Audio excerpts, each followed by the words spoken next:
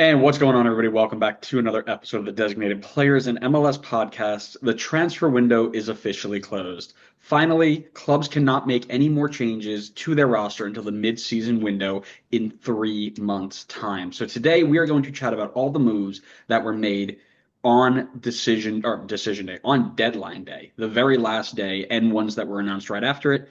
We're going to give you some of our favorite moves, some of our least favorite moves, and also we're going to chat about some clubs that needed to do more. I'm Andrew, that's Connor, and here is your MLS transfer window roundup. Connor, how you doing, buddy? I would be doing better if you let me use my list. No, I'm in charge. Who How's put my you in echo? charge? Who put me in charge? How's my echo? As you can tell, I'm in my new space. Is the echo okay? I feel echoey. I don't hear any echo. Well, don't worry because soon enough these walls are going to be there's something big coming. Let me just tease you to the something big, right? We've got, I mean, you can already see I'm kind of prepping. I've got my signed Connor laid there. I've got some scarves on the ground.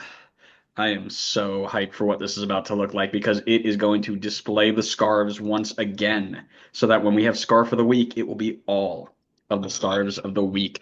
Speaking of scarf of the week, Connor, you're rocking something new today. I think I'm rocking something new. I don't believe It I've looks showed new this to off yet. me.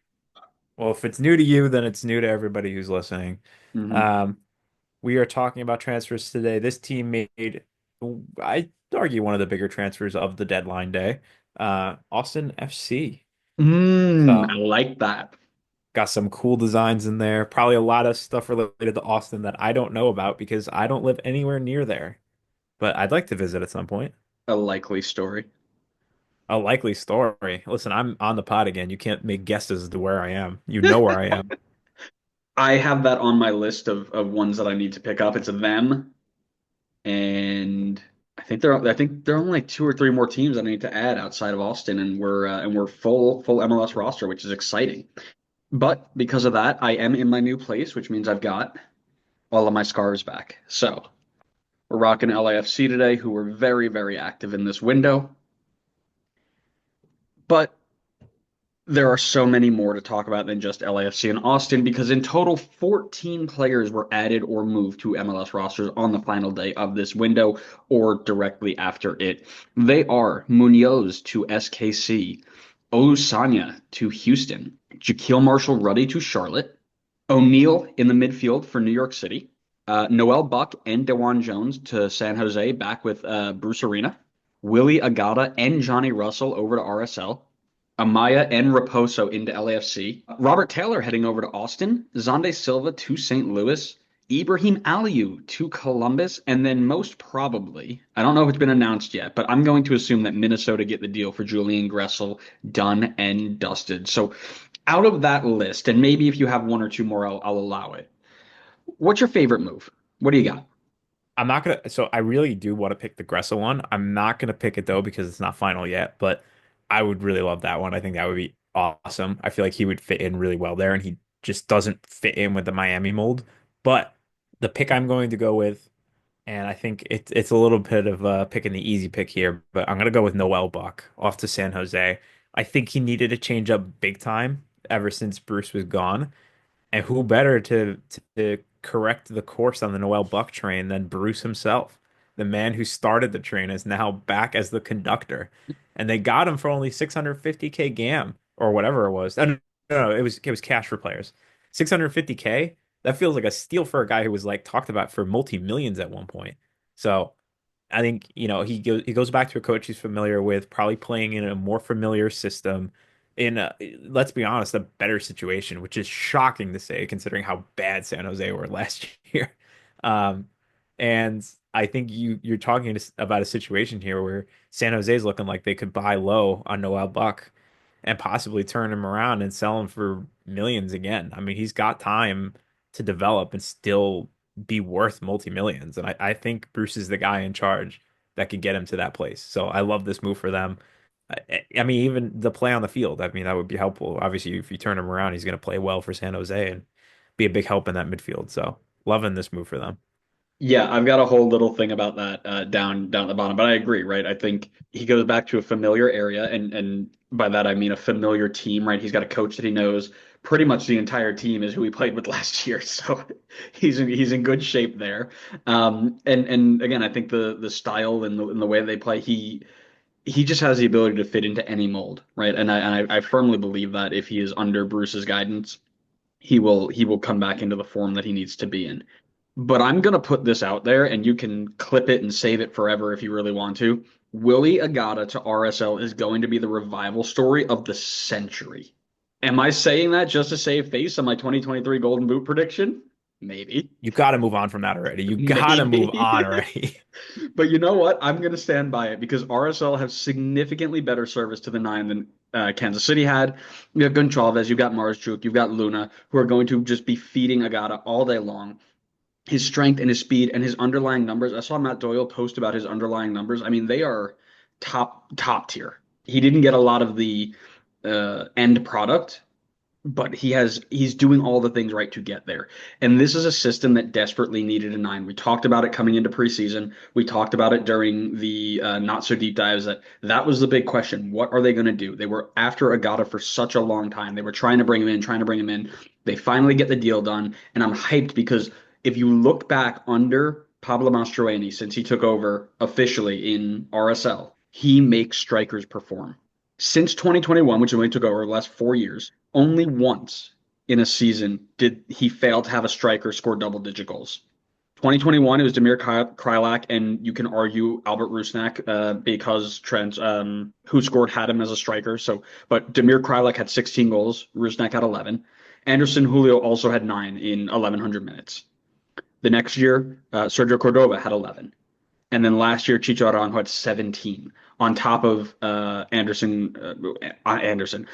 Gomez at 13, and Anderson Julio at 9. This is a system that is really good for strikers. They figure out the ways to get them the ball and they give them chances to score. I believe in Willie Agata's ability to score goals. I believe in the ability of the system to get him the ball. I am all aboard the Willie Agata hype train once again. You're such a fraud for that take. You're such a cop out. Just Broad trying to. take.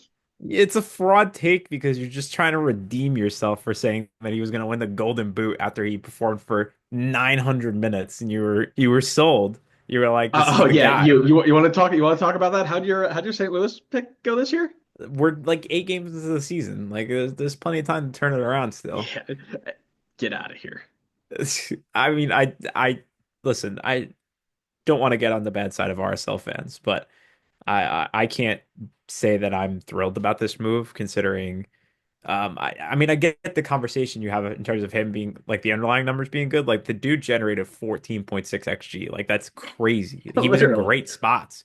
But his finishing was awful. His finishing was like he was secretly playing for Red Bull. Like you got 10 goals on 14.6 XG. That's terrible. And I mean, I saw some of your interactions online and I mean, the KC fans were like, yeah, he was terrible for us last year. And it's like now RSL is paying up to 850,000 in I probably GAM to bring him in, which just feels like a bit of an overpay. I mean, I know there's potential there, but and I agree that he would have better service in RSL, but I mean, the service is only useful if he's going to actually put away the goals, which he didn't really do last season and hasn't really done outside of the half season he had his first year with SKC, where he was pretty much playing with, I would say, no pressure because KC were terrible that year. So I can't say I feel as optimistic as you do on this one. I think you're just trying to redeem yourself from your previous Willie Agata prediction by doubling down on it, which is certainly interesting. First off, get offline. Get off Twitter. You don't belong on Twitter. That's not for you. This isn't for you, okay? Second of all, stop being a hater, okay? Stop thinking that you are going to figure out all the right answers and be all big and smart because you're not. But I will clip it and make sure that we remember these silly little thoughts that you had. How's that? Okay, that Okay. works. That works Good. with me. Let me then continue on because one of the things I'd like to talk about is kind of moves that maybe not our favorite, but ones that we were like, okay, this is a pretty solid move, right? And my pick for that was both of the moves to San Jose, DeJuan Jones and Noel Buck. Not just for all of the reasons you said, right? Going back, and we've talked about it before, going back and being with a familiar system, a familiar coach. I'm fairly certain this is going to be a 30 for 30 in about 4 years. And it is going to be the world's greatest plot to bring an entire club across the country without filing a single piece of paperwork to liquidate and move it. Because that's the only reason this is happening. Bruce literally, I want to know what Caleb Porter did to Bruce Arena to get him so mad that he came out of his retirement or MLS's whatever, took a team that was literally historically bad, and is now dead set on adding the entire roster from Caleb Porter's 2024 New England team, which was also terrible, and then looking him in the eye and saying, I'm better than you. Look at me win with your team that you couldn't do last year. What happened to get to this point? The crazy thing is it's exactly what he's doing. You know, they're Right? leading the league in goals right now. Like that's insane. I mean, they're still giving up as many goals basically as they did last year, but like I mean, LA Galaxy model, it clearly works. Just score more goals than your opponents and you'll win. Doesn't matter how many you concede. It's like the opposite of it's like they're getting revenge for when they got the team taken away from them and moved to Houston. It's like Mm-hmm. all right, you know what? It's time for us to strike back. We're gonna take all of New England and move them to San Jose. Let's take New England and push it somewhere else into San Jose. Yeah, push it across the entire country. Yeah, no, I'm hyped for that move, but I want to know what do you know what other moves are you happy for? I mean, I'll go with the one on the scarf right here. Robert Taylor to Austin. Austin clearly still needs some time to kind of get the attack going and get that gelling, but they're second place in the Western Conference right now. Well, at least that's what Google's saying. I don't know if I believe. No, yeah, because they No, have they're five right. wins. Sorry. Yep, they're Yep. right. They're second place in the Western Conference right now. And one of the areas they're struggling in is not the defense, it's the attack. And so adding someone like Robert Taylor is a great way to kind of bolster that attack and give them some time to kind of gel and figure things out.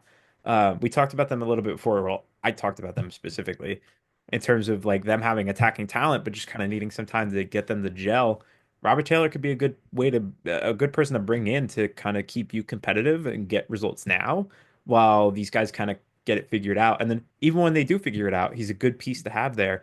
I don't think he was like, I feel like he was getting slowly kind of bumped out of Miami. Like they're just constantly adding new players and new wingers and all that stuff. And I think Taylor had the potential to do more. My only slight thing that I'm keeping an eye on that maybe could be a concern was the question of if Robert Taylor is a product of the Miami system. Kind of like, the way we used to talk about LAFC, like people who would just go to the LAFC attack and look great, and then they go somewhere else and look mid at best. I'm not saying that's going to be the case with Taylor, but like maybe he benefits in Miami playing better because there's more eyes on, Messi and less eyes on him. That same That situation is not going to happen necessarily in Austin. that's such a fair point. Do you remember Robert Taylor before Messi? Robert Taylor before Messi was Alex Muyl.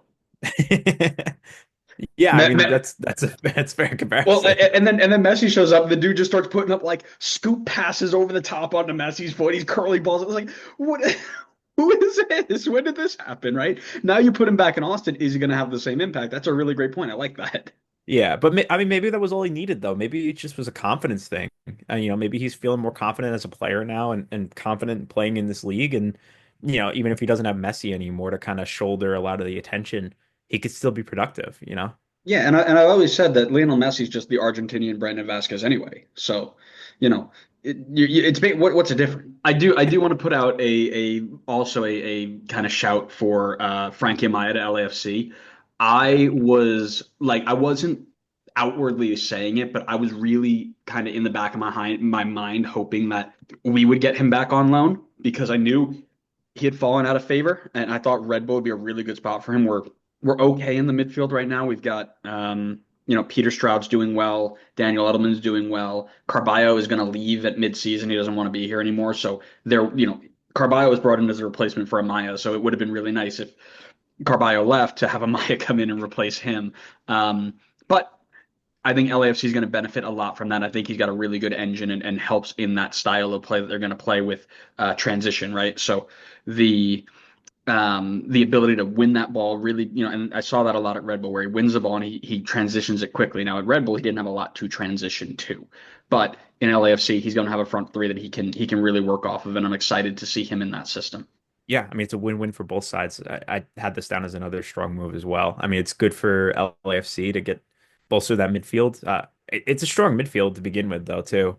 They already had Delgado, they had Jesus, they had Tillman, but it's good for Amaya too. I mean, as you said, he was not getting minutes with Toluca, so he needed to move out, even if just temporarily. So I think this is good. Maybe this opens the door for him to come back to MLS permanently too. So, Yeah, hopefully that's the case. We like good talent in the league. right. Well, and here's the thing. How many times are we going to send a player over to Liga MX just for them to fail and come back? Like, I'm kind of tired of doing this. Like, if No, we I, know I that, like it. You collect the money and then just have him come back again. I guess, but I'm kind of tired of this whole thing. Like, at the end of the day, if they're not going to succeed there, let's at least keep them. I don't know. But yeah, I could see the money side of it too. But listen, talk to me more about ones that you're kind of interested to see to play out. Not necessarily like thrilled about it, but kind of curious. I will say Santiago Munoz for Mhm. SKC.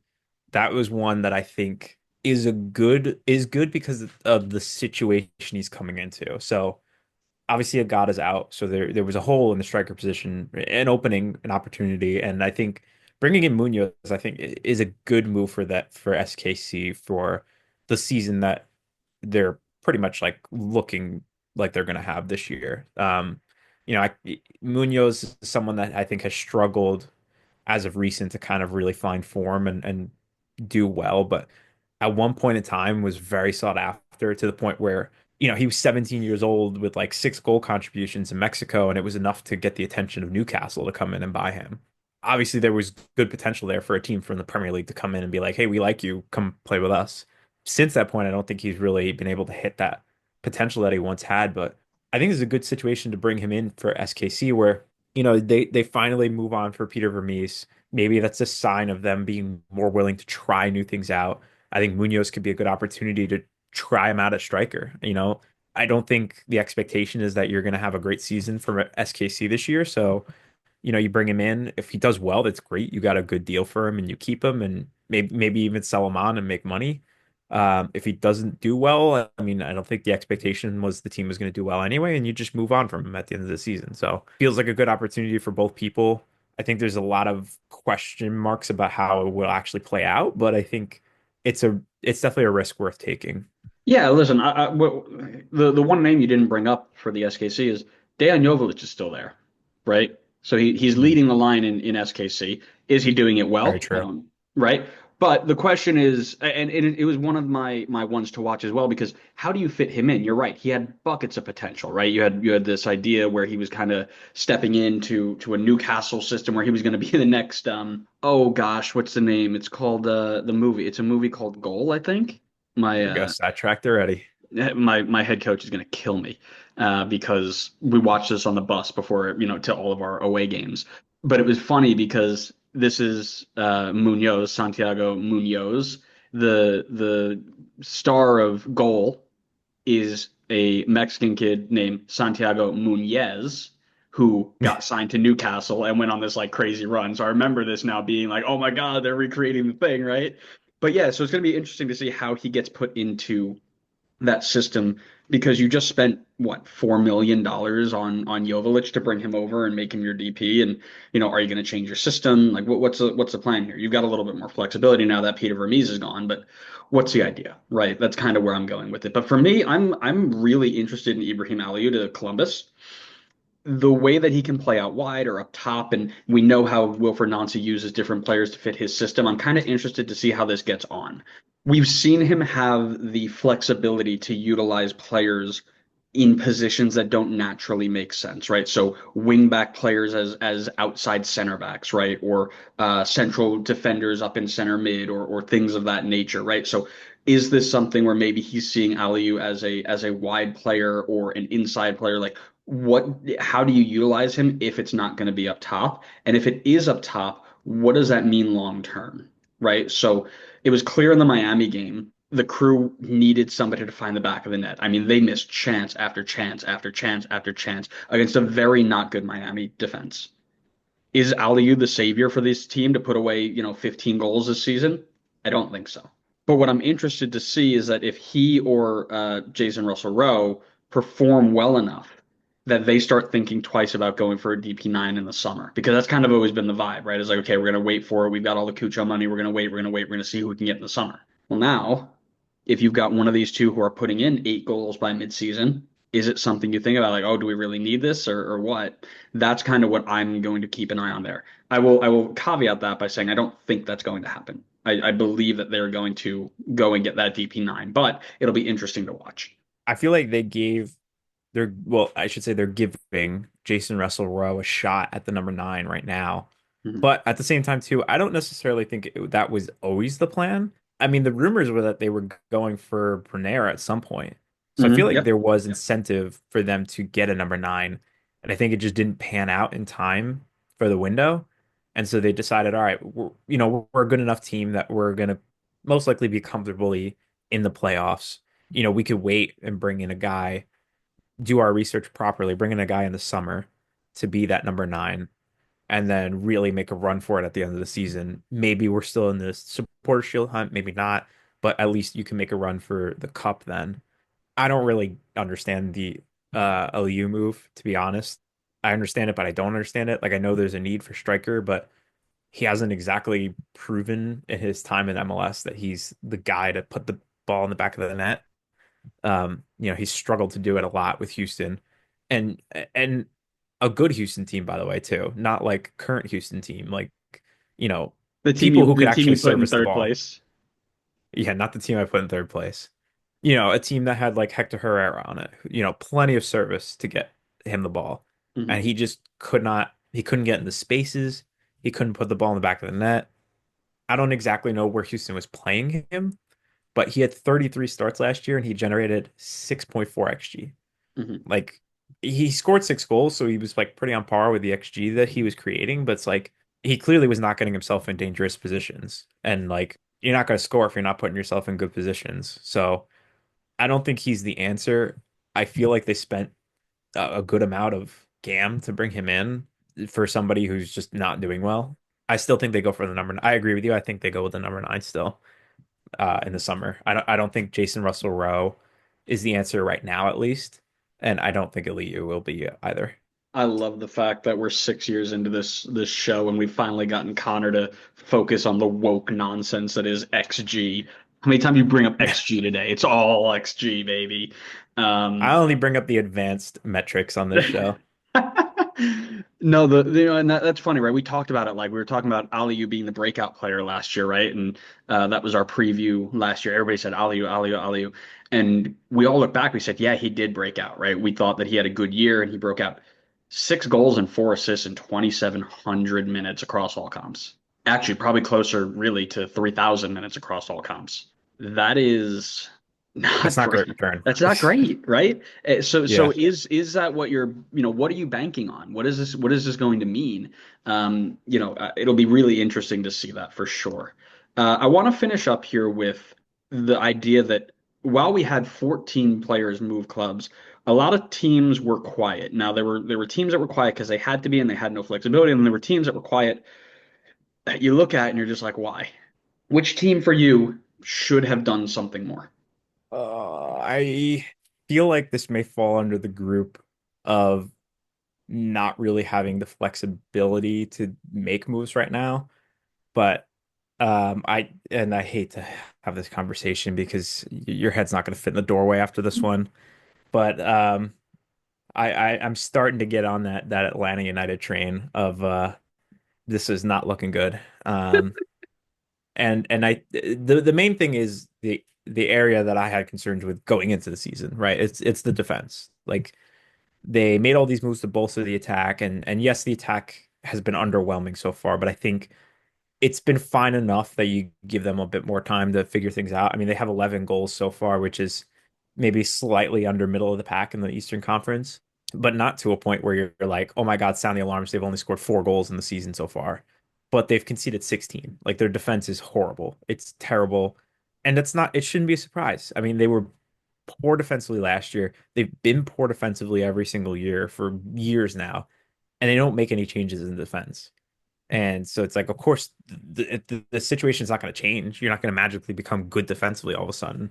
You're not necessarily missing these. key defensive figures that are all of a sudden going to come back and fix all the defense. Like your starters are out there. You know, it's Gregerson, it's Williams, it's Brooks Lennon, it's like Brad Guzan and goal. Like these are your starters based on who you have on the roster, and you're not getting it done defensively.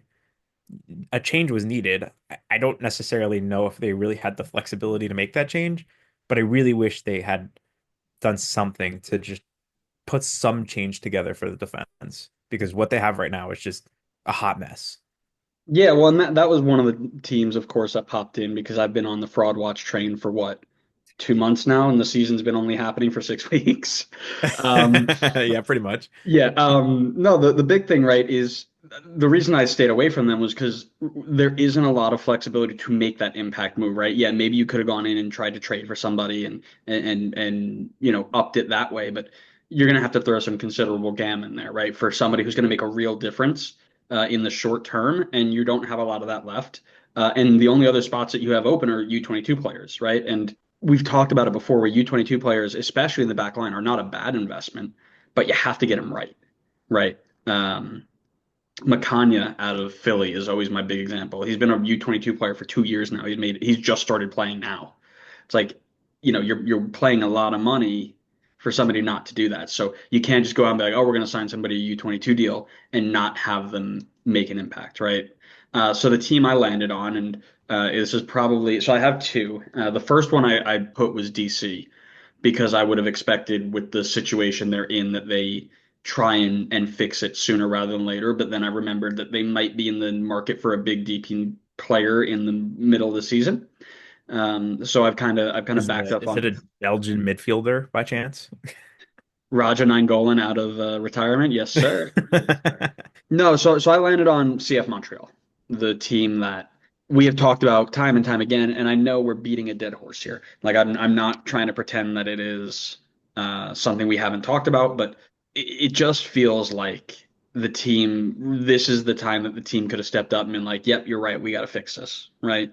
Still have a DP spot open. You've got a U22 spot. I mean, let's be realistic here. You've got three of your four U22s filled. And I'm pretty sure at least one of them doesn't play. Has Jalen Neal recovered yet? I haven't heard his name at all, so I I would haven't assume heard his no. name at all either. So you're, 2/3 of your yeah, he's made one appearance for like 1 minute. So for 5 minutes, excuse me. So you've got four players, half of them don't play. Actually, Vrioni's been hurt too, so 75% of them don't play. You haven't filled the other two.